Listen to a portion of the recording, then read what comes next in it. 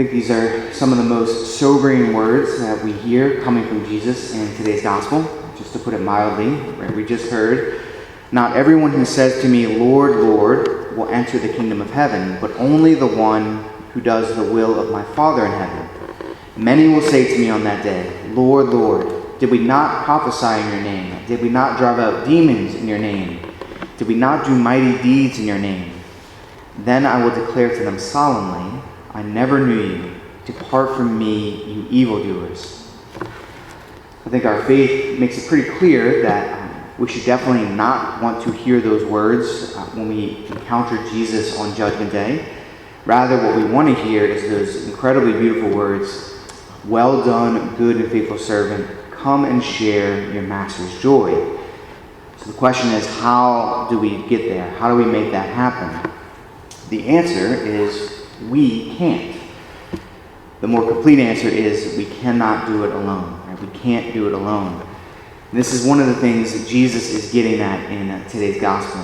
So these words are an invitation to complete and total union with Him. He is the one whose very food is to do the will of the Father, to finish His work, as He says in John's Gospel. So we can ask the question, what is the Father's work? What is the Father's will for us? This is the incredibly good news, right? And this comes straight from the Catholic Answers website. It says, "The work and the will of the Father is our sanctification." This is what St. Paul tells us. "It is the will of God that all should be saved and come to the knowledge of the truth." So apart from everything else that God may will for individual lives, He wills that all things work together for the good for those who love God and are called according to His purpose. So in any instance, we can know that at least God's will is that course of action that will lead us to greater holiness. Sometimes it may be hard to tell what that course of action might be, but in any case, if we desire union with God and holiness above all else, then we will accomplish His will, even with our failings and mistakes. Loving God and our neighbor is always the way to fulfill God's will. End quote. So as beautiful as that sounds, we know from experience, most of us, it can be incredibly difficult to keep those true truths in our hearts and to live from them each and every day.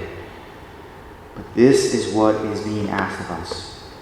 So the invitation is to ask for the grace to desire that and to allow the Lord to help us to live these incredibly beautiful but difficult truths.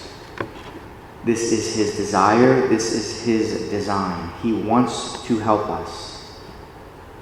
So let's simply ask Him for the grace not to resist this invitation to a greater union with Him, so that His love might flow more freely in us and through us, and so that when we encounter Him on Judgment Day, He will welcome us into His kingdom.